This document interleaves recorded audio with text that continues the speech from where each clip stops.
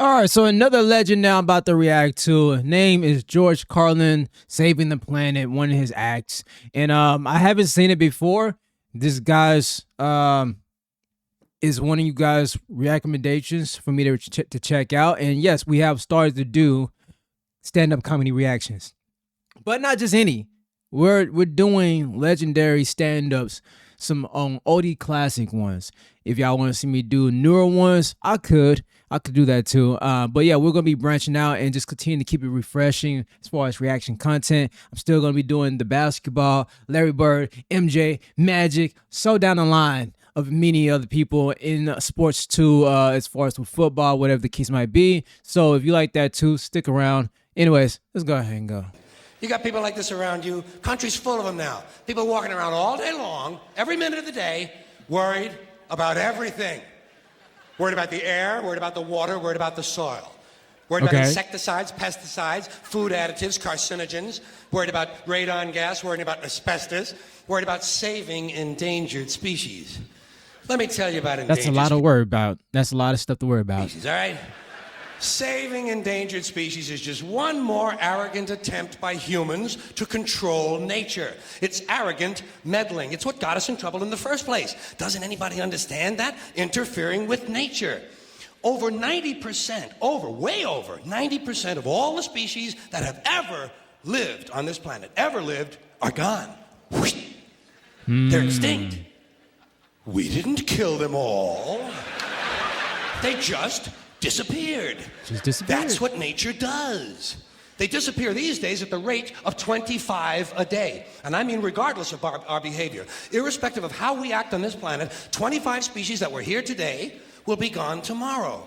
Let them go gracefully. Leave nature alone. Haven't we done enough? We're so self-important. So self-important. Everybody's going to save something now. Save the trees, save the bees, save the whales, save those snails. And the greatest arrogance of all, save the planet.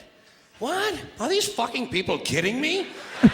Save the planet? We don't even know how to take care of ourselves yet. We haven't learned how to care for one another. We're gonna save the fucking planet? I'm getting tired of that shit. Preach!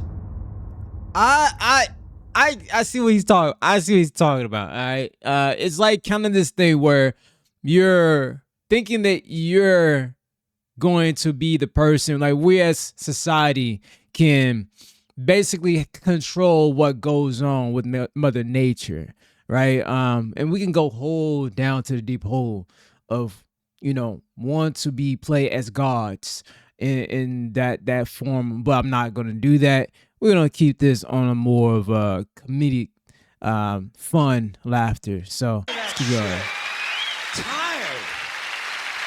I'm tired of fucking Earth Day. I'm tired of these self-righteous environmentalists, these white bourgeois liberals who think the only thing wrong with this country is there aren't enough bicycle paths. People trying to make the world safe for their Volvos. Besides, environmentalists don't give a shit about the planet. They don't care about the planet. Not in the abstract, they don't. Not in the abstract, they don't. You know what they're interested in? A clean place to live. Their own habitat. They're worried that someday in the future they might be personally inconvenienced. Narrow, unenlightened self-interest doesn't impress me. Besides, there is nothing wrong with the planet. Nothing wrong with the planet. The planet is fine. The people are fucked. Yes. Difference. The planet is fine. Compared to the people, the planet is doing great. It's been here 4.5 billion years. Did you ever think about the arithmetic? Planet has been here 4.5 billion years. We've been here, what, 100,000? Maybe 200,000? And we've only been engaged in heavy industry for a little over 200 years. 200 years versus 4.5 billion. And we have the conceit to think that somehow we're a threat? That somehow we're going to put in jeopardy this beautiful little blue-green ball that's just floating around the sun? The planet has been through a lot worse than us. Dude, I'm going to go back on this. It's just the way he's breaking this down in a very... It's almost like a person who's doing a lecture, basically. Like, this guy is amazing. Threat? that somehow we're going to put in jeopardy this beautiful little blue-green ball that's just a-floating around the sun? The planet has been through a lot worse than us. Been through all kinds of things worse than us. Been through earthquakes, volcanoes, plate tectonics, continental drift, solar flares, sunspots, magnetic storms, the magnetic reversal of the poles, hundreds of thousands of years of bombardment by comets and asteroids and meteors, worldwide floods, tidal waves, worldwide fires, erosion, cosmic rays, recurring ice ages. Oh, and we my God. think some plastic bags and some aluminum cans are going to make a difference? Wow.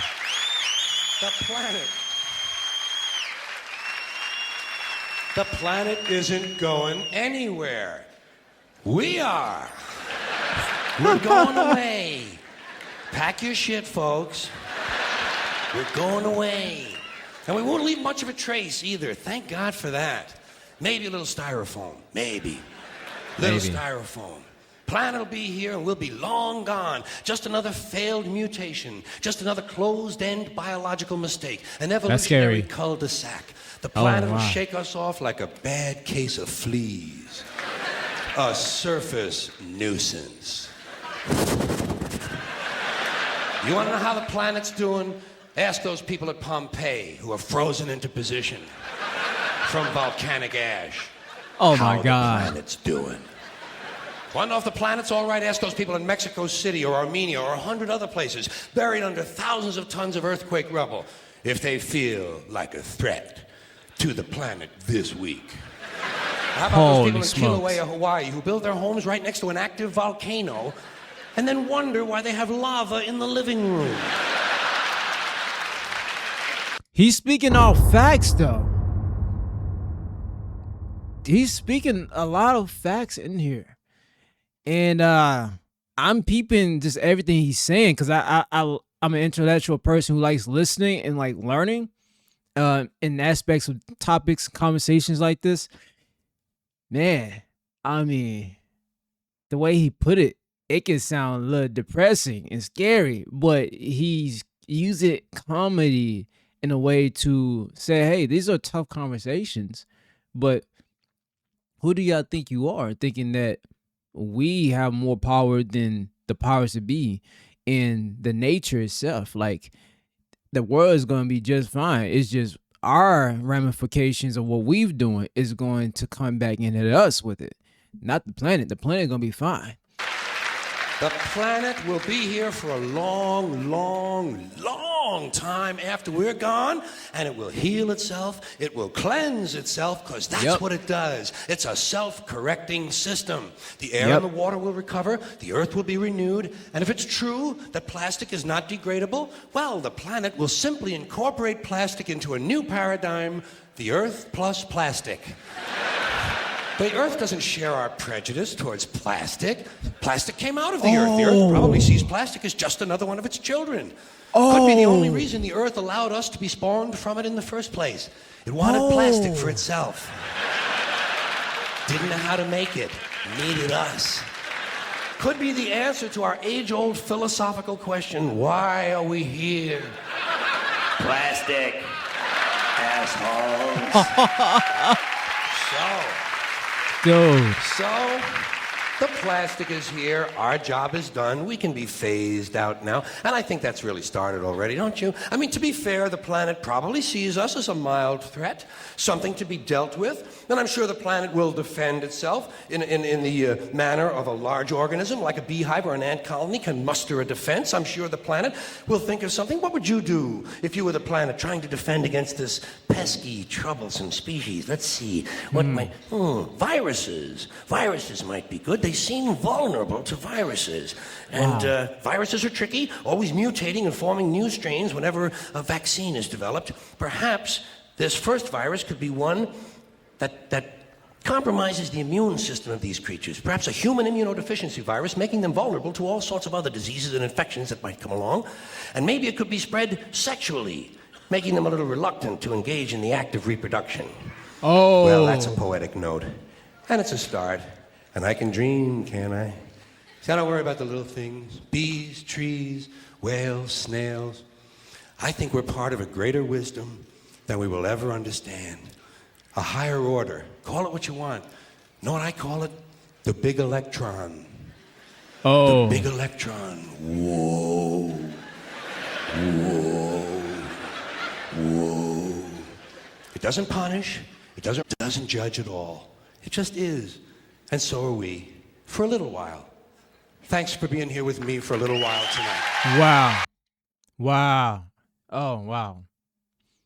The way this guy speaks, the way he paces his punchlines, the way he sets up the punchlines, the way he engaged and show a lot of just even stuff that we deal with today. He's talking about a lot of this stuff, right? And I can see the way his brain works and his mind works. This dude is a mastermind at his craft. I'm definitely gonna react to more of his stuff. And I would have loved to look at some interviews, short interviews, about how his mind works and other great storytellers that are stand-up comedians and just how they focus and tell their stories in their craft. So if you want to stick with me on that journey, feel free to hit that like button and that subscribe button. And what's another funny act or a funny story that George Carlin has spoken or done before? Let me know in the comment section. I read them all. See you in the next one. Peace.